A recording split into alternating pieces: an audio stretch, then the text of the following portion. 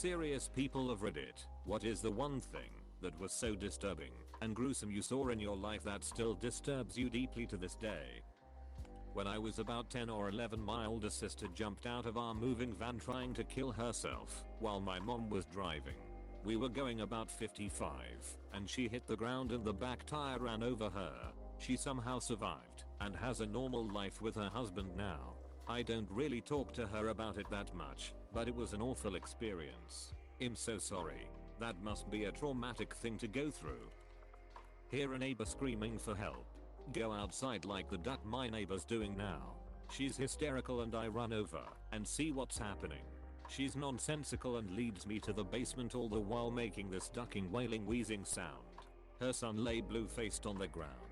Paramedics arrived shortly and tried to resuscitate him because his feet were warm to the touch, and it would have been fairly recently he had killed himself. He did not make it.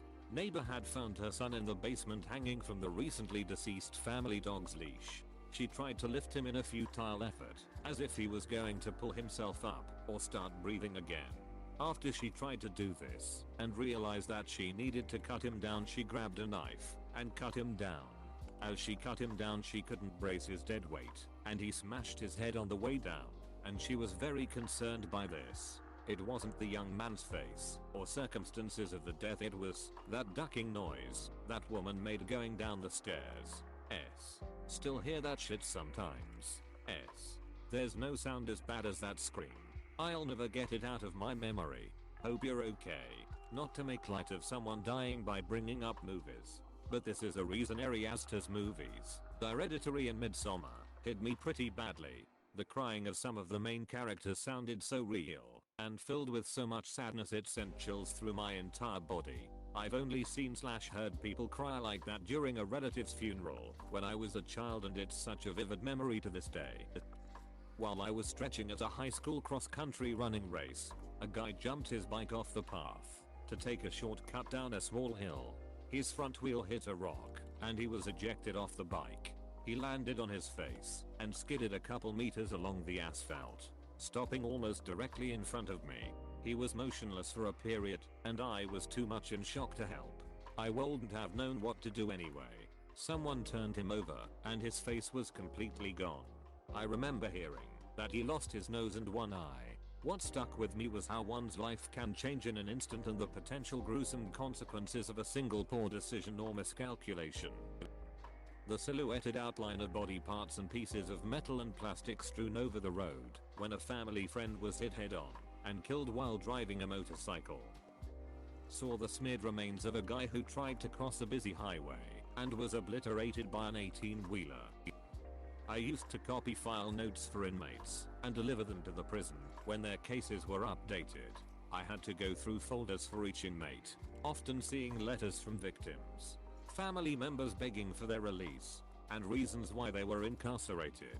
The really bad ones were flagged with sensitive material labels, like the aftermath of abuse photos and worse. Was carrying a particularly large stack of these folders to a parole officer's desk one day. They got away from me and started to shift when AI dropped them. One of them spilled photos of child pornography, and I saw way too much of them. It turned my stomach so badly, I had to leave that job. I saw someone's leg degloved. It was ducked. I was walking to school and someone bailed on their motorbike without proper protection on the road I walked to school in. Just seeing the word degloved is enough to give me a physical reaction. Watched my stepdad try to kill himself by hanging himself off the fire escape at our apartment.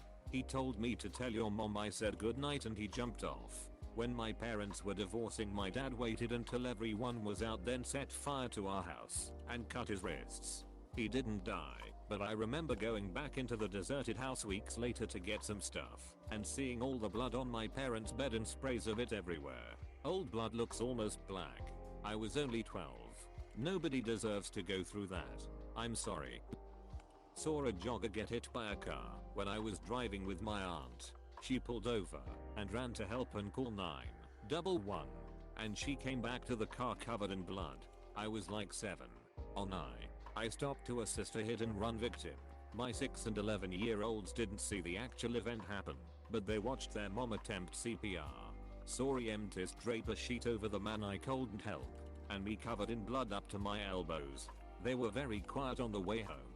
At one point I looked in the rearview mirror and saw blood spattered on my face. I felt bad they had to witness that and told them as much, but that sometimes doing the right thing is really uncomfortable. My first trip to Mexico. Saw a guy walking on the side of the road during a storm. Was struck by lightning, and my grandpa put him in the bed of the truck to take him to the hospital, but the poor fellow fell dead instantly. I remember I kept looking back and saw and smelled charred flesh. I was only 4 years old. 24 years later, that image still haunts me to this day. Can I just ask, what did you guys do after you realized he's dead? I'll be honest, I don't remember much other than my grandpa driving like crazy to get to the hospital, but all my relatives from Mexico always ask me if I still remember it happening. Watched a shotgun suicide in 2nd grade. Guy had a domestic dispute with his wife and the cops had him blocked in front of our house. Keep in mind, this was in the late 80s before tasers and shit. Anyway, dude jumped out of the car and hit himself in the chest with a claw hammer thinking that would do the trick. When he realized it wouldn't, he reached into the backseat and grabbed a shotgun, stuck it in his mouth, and suddenly his head was gone. Nightmares even to this day. Friend of mine used a shotgun in his garage. Wasn't there to see it, but because it happened next door to the house I was at, me and my friend were the second ones on scene after his wife. We pulled the wife out of the garage once we realized what we were looking at, and stayed with her for most of the night. Most of the images and memories have faded over time, but I don't think I'll ever forget her screaming. I feel you on this. You never forget the screams. My backyard neighbor hanged himself in the shed when I was young. My bedroom window looks out onto our yards. This was almost 20 years ago, but his wife's screams and the image of her crawling across the lawn towards the shed as the doors banged in the wind will be with me forever. Used to work in journalism. 2 bad car wrecks come to mind. One was a head-on highway crash involving a van with 8 people in it. They were all trapped when the van caught fire and burned to death. Got there as the bodies were being removed. Didn't see much but the smell. Second was a motorcycle crash. Motorcyclist took a sharp curve at 50 miles per hour and ended up impaled in a chain link fence. Also used to work in journalism. Interviewed a cop once and he told me his worst story. He got called to a Halloween party that got out of hand. College town stuff. He shows up and 2 dudes are fist fighting on the sidewalk. He pulled in the driveway just in time to see one of the guys push the other into the street, where his body was basically turned to mush by a speeding tow truck. He didn't tell me how the story ended as far as charges or anything. I was on the streets after fleeing violence at my family's house. I was in my car behind a Hobby Lobby and I was awoken by crackhead trying to break my driver's side window with their head. They kept smashing their head even once blood was splattering on the window. I fumbled trying to find my keys from the panic and gunned it out of there. I went to a nearby McDonald's and asked for a couple cups of water to rinse off my window and door. I probably looked like a serial killer, lol. A toddler getting hit by a car. The little girl took off across the yard headed towards the street and the mom was too far away to catch her before she ran right in front of the car that was in front of us. My dad slammed on the brakes as soon as he saw her running and was screaming no no no no no, but the car in front of us didn't see her. My dad pulled into the driveway across the street from the house and told us not to look out the back window. We could hear the horrific screams from the mom and the driver was absolutely hysterical. We had to stay there until the police arrived, and it was just constant screaming. It is never talked about unless one of us, my dad and brothers, have a nightmare about it. I seemed to block it out for years, until I became a parent, when it started becoming a reoccurring nightmare for the entire pregnancy. People have written about the screams when a parent realizes that their child has passed. I have chills just thinking about it. I don't know how I would survive such a loss. I'm sorry you had to hear that. I can understand why that awful memory has stuck with you. Walked in on the nurses getting my dad ready to go down to the morgue when I was 17.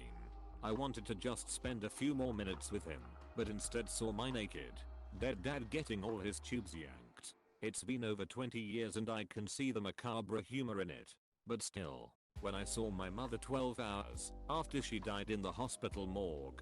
Braided to go up to see her close up, and her stomach was bloated. She died of cancer in the hospital around 5 AM, and her skin was a mottled yellow. I walked around her body to the other side of her and saw the crease of her mouth. Where the tubes had been on that side was a perfect circle. Still can't get her out of my head. 13 years later, in the coffin she looked strange. The way wax figures almost look like the person, but are off a bit. My friend heard from his roommate that he thought their apartment was getting robbed. I go over there with him, and the front door is ajar. We try to open it, but the door is obstructed by something. So we retreat to the stairwell. Someone comes banging on the door to the stairs. We think it's the intruder. It's not. It's the roommate. Their third roommate was the one obstructing the door. He had wrestled with the burglars and was shot in the head. That ducked me up for a while. I still get PTSD flashbacks. When I hear a scream I think someone's invading my home. Went to my friend's house after the cameras were covered and the door was ajar. It had been burgled but no one was inside. It was so eerie. Fuck ajar doors. Almost home. After a long work trip, came up on a gruesome 3-car wreck on a 2-lane highway. I saw a state trooper covering the body of a 5-year-old. This was about 10 years ago.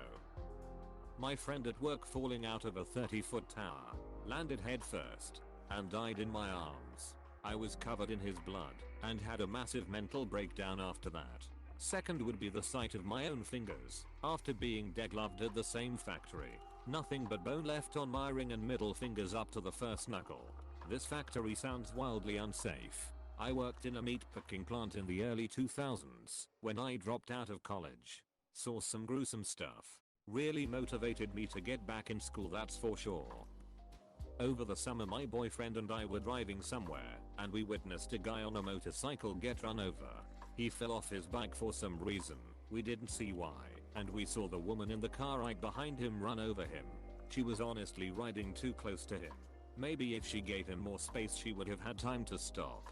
We pulled over to call the police, and I remember asking her if she was okay. She was hysterical, saying I killed him. I killed him. I remember saying we don't know that. The ambulance is on the way. Boyfriend and I left once the police and medics arrived. It was on the nightly news later that day. The man didn't make it. He was mid-20s, around our age. I just remember him covered in blood and road rash. What a poor way to go. Please give motorcycles plenty of room when driving behind them.